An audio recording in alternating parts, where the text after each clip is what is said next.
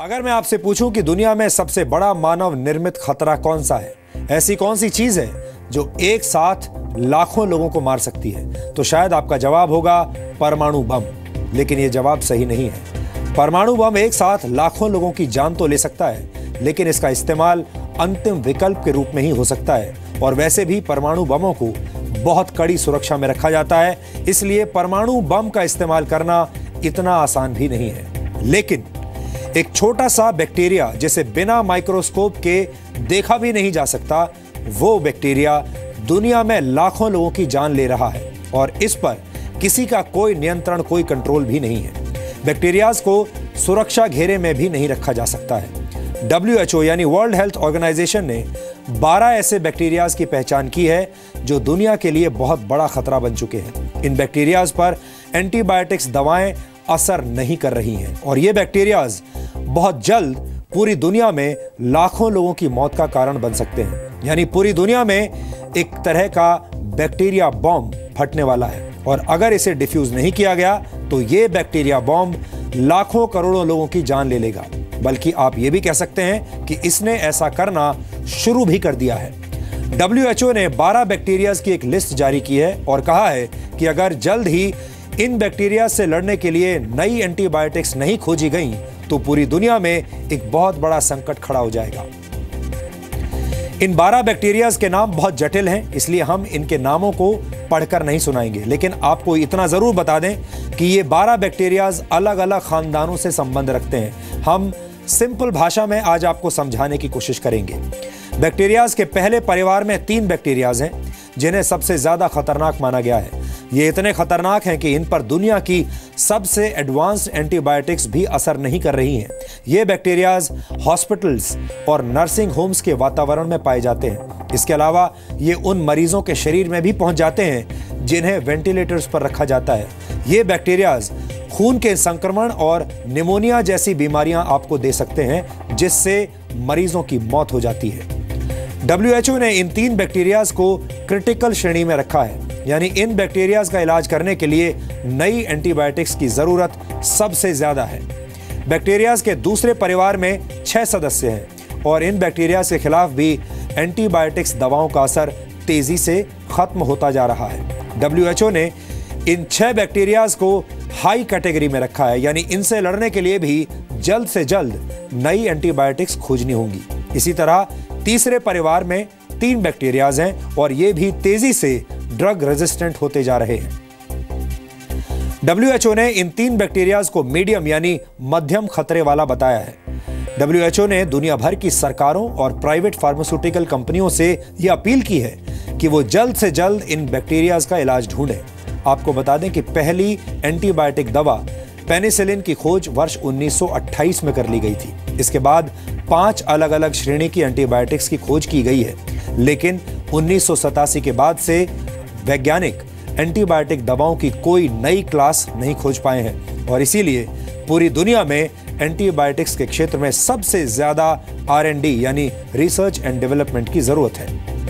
यह विडंबना है कि दुनिया भर के वैज्ञानिक अंतरिक्ष में नए नए ग्रहों की खोज तो बहुत तेजी से कर रहे हैं ताकि वहां इंसानों की बस्तियां बसाई जा सकें, लेकिन कोई भी देश नई एंटीबायोटिक्स खोजने की दिशा में मजबूती के साथ काम नहीं कर रहा।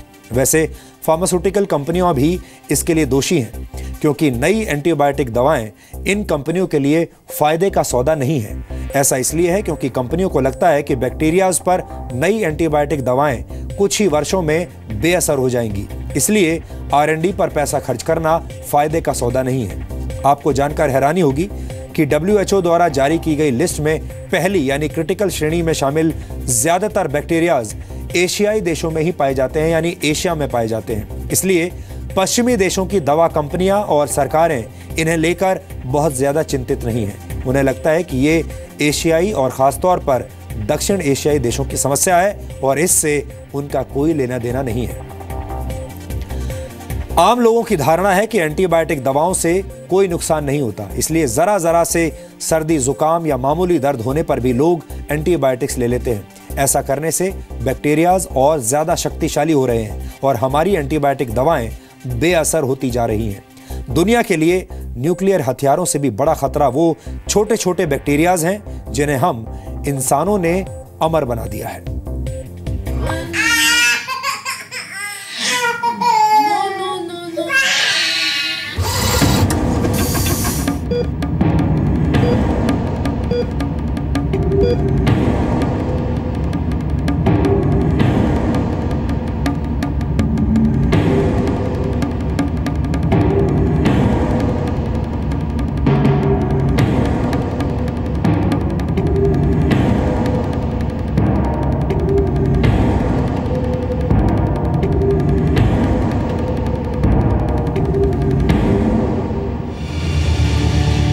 पूरी दुनिया में बैक्टीरिया बम फटने वाला है, लेकिन कोई इसे डिफ्यूज करने के लिए तैयार नहीं है। G20 देशों के हेल्थ एक्सपर्ट्स भी इसी हफ्ते बर्लिन में मिलेंगे और बेअसर होती एंटीबायोटिक दवाओं और इससे पैदा हुए खतरे पर चर्चा करेंगे। दुनिया भर के देश आतंकवाद के खिलाफ लड़ाई को लेकर लामबंद हो रहे हैं। अलग अलग क्षेत्रीय संगठन आतंकवाद से लड़ने के लिए कस्में खा रहे हैं, लेकिन दुनिया के सभी देश मिलकर एंटीबायोटिक रेजिस्टेंस वाले खतरे को मात नहीं देना चाहते। आतंकवाद की तरह यहाँ भी मेरा बैक्टीरिया तेरा बैक्टीरिया वाली लड़ाई चल रही है। यानी पश्चिम के देश मानते हैं कि एंटीबायोटिक दवाएं इसलिए बेकार हो रही हैं क्योंकि एशियाई देश धड़ल्ले से इनका इस्तेमाल करते हैं। इसलिए सबसे खतरनाक बैक्टीरिया भारत जैसे देशों में ही पाए जाते हैं। लेकिन असल बात यह है कि जिस तरह मेरा अच्छा आतंकवाद और बुरा आतंकवाद पूरी मानवता के लिए खतरा है, उसी तरह बैक्टीरियाज को भी मेरा बैक्टीरिया और तेरा बैक्टीरिया में बांटकर मानव सभ्यता के लिए खतरा पैदा किया जा रहा है। नई एंटीबायोटिक्स या कोई भी चीज़ के लिए रिसर्च एंड डेवलपमेंट की ज़रूरत है। सबसे इम्पॉर्टेंट चीज़ है, दो चीज़ें हैं। एक, फंडिंग बहुत इम्पॉर्टेंट है, फाइनेंशियल, और इंडिया में रिसर्च एंड फंडिंग उतना ज़्यादा नहीं है एज़ पर द वेस्ट। और अगर आप देखें डिस्ट्रीब्यूशन ऑफ दीज ऑर्गेनिजम्स, ये इंडियन सब कॉन्टिनेंट, एशियन सब कॉन्टिनेंट में ज़्यादा पाया जाता है, और वेस्टर्न काउंटर पार्ट्स में जो क्रिटिकल वाले ऑर्गेनिजम्स हैं उनकी तादाद कम है बजाय इंडियन सब कॉन्टिनेंट के। तो कुछ हद तक रिसर्च कम है। पूरी दुनिया में हर साल 7 लाख लोगों की मौत एंटीबायोटिक रेजिस्टेंस की वजह से हो जाती है, और वर्ष 2050 तक ये आंकड़ा बढ़कर 1 करोड़ प्रति वर्ष भी हो सकता है। यानी इन बैक्टीरिया में हमारे और आपके शरीरों में वो छोटे छोटे परमाणु बम फिट हो चुके हैं जो कभी भी फट सकते हैं। अगर ऐसा होता है तो ये पूरी दुनिया के लिए किसी तबाही से कम नहीं होगा।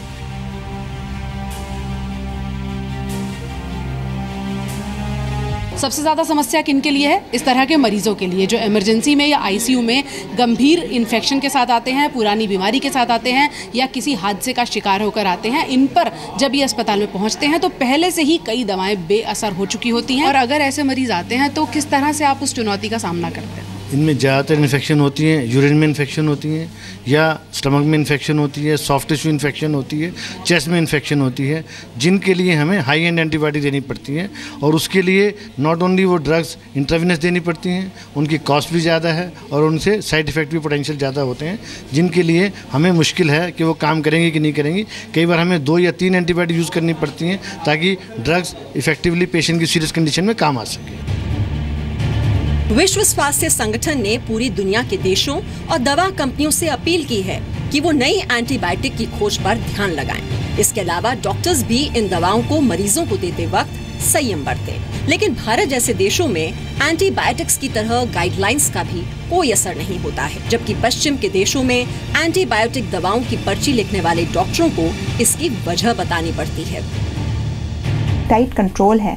आपके जो वेरियस PCTs हैं, जिनको हम बोलते हैं प्राइमरी केयर ट्रस्ट, वो आपको मॉनिटर करते रहते हैं। यहाँ तक कि आपका जो प्रिस्क्रिप्शन जाएगा वो सारा इलेक्ट्रॉनिक पेशेंट रिकॉर्ड्स के माध्यम से किसी केमिस्ट के पास जाएगा, और वो केमिस्ट ही आपको पकड़ेगा कि मैडम आपने ये एंटीबायोटिक क्यों लिखी, नंबर 1। नंबर 2, अगर आपने लिखी भी है तो प्राइमरी केयर ट्रस्ट भी आपको मॉनिटर करेंगे और वो देखेंगे कि आपके कितने पेशेंट्स आपने देखे और कितनी मात्रा में एंटीबायोटिक्स आपके सर्जरी से लिखी गई। सो ये बहुत इंपॉर्टेंट चीज़ है मैडम, जो वहाँ पर रेगुलेट होती है। एंटीबायोटिक्स दवाएं बनाने वाली कंपनियों को इनसे शॉर्ट टर्म प्रॉफिट होता है, क्योंकि इनका इस्तेमाल अक्सर उन्हीं बीमारियों के लिए किया जाता है जो जल्दी ठीक हो जाती हैं। इसलिए दवा कंपनियों का मुनाफा भी कम रहता है। जबकि ब्लड प्रेशर और डायबिटीज जैसी बीमारियों की दवा बनाकर कंपनियां मोटा मुनाफा कमाती हैं, क्योंकि इन बीमारियों से ग्रस्त लोग अक्सर जीवन भर ये दवाएं खाते हैं। नया एंटीबायोटिक आता है, पहले it is very demanding, lot of logistic है, रिसर्च फंडिंग है। फिर अगर कोई कंपनी इनिशिएटिव लेती है, गवर्नमेंट इनिशिएटिव लेता है, तो लॉन्ग टर्म बेनिफिट प्रॉबेबली उनको नहीं मिलता है, क्योंकि शुगर की मेडिसिन हैं, बीपी की मेडिसिन हैं, लॉन्ग टर्म चलती रहती है, तो एक फाइनेंशियल वायबिलिटी रहती है उसके अंदर।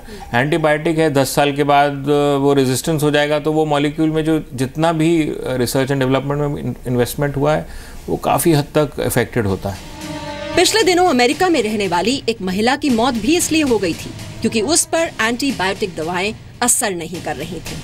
इस महिला ने अपना इलाज भारत में कराया था और यहीं इस महिला के शरीर में वो सुपर बग पहुंच गया जिसने सभी एंटीबायोटिक्स को नाकाम कर दिया। यह ये भी समझना होगा कि हर छोटी मोटी बीमारी का इलाज सिर्फ एंटीबायोटिक दवाएं खाकर ही नहीं किया जा सकता। आयुर्वेद और दूसरी चिकित्सा पद्धतियां अपनाकर भी कई बीमारियों से निजात पाई जा सकती है। आंवला हल्दी के अलावा आप गुड़ुची का प्रयोग करें। गिलोय बड़ा आज के टाइम पे फेमस हुआ है। गिलोय बहुत अच्छा इम्यूनोमोडुलेटर है। मसाले होते थे किचन के, अजवाइन होता था, जीरा होता था, काली मिर्च होती थी, इन सब का इस्तेमाल फिर से करना शुरू करें। काली मिर्च अपने आप में बहुत अच्छा एंटीबायोटिक है, बहुत अच्छा एंटीवायरल है एंड वर्मिसाइडल है, आपके पेट में कीड़े वीड़े नहीं होने देता, तो काली मिर्च का प्रयोग करें। वर्ष 2016 में मेरठ के एक हॉस्पिटल में डॉक्टरों ने एक मरीज पर सर्जरी की, लेकिन उसे सर्जरी से पहले और सर्जरी के बाद कोई एंटीबायोटिक दवा नहीं दी। उस मरीज को सिर्फ एनेस्थीसिया दिया गया। इस मरीज को एंटीबायोटिक दवाओं से एलर्जी थी, इसलिए उसे रिकवरी के लिए आयुर्वेदिक दवाएं दी गई और इन दवाओं ने 83 वर्षीय इस मरीज को पूरी तरह स्वस्थ कर दिया। आप नीम के प्रिपरेशन ट्राई कीजिए, आपको तुरंत आपको इफेक्ट भी देखने को मिलता है। ऐसे ही मंजिष्ठा और लोधरा भी बहुत अच्छे ब्लड प्यूरीफायर्स हैं।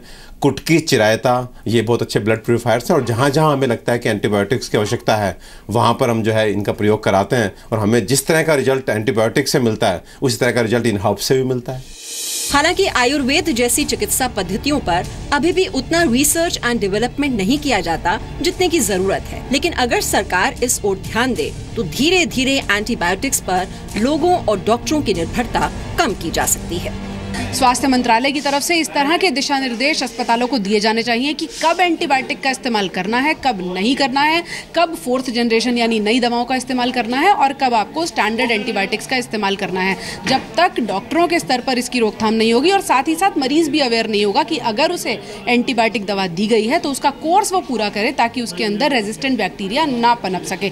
ये सारी चीजें होने के बाद ही सिचुएशन संभलने की उम्मीद बन सकती है।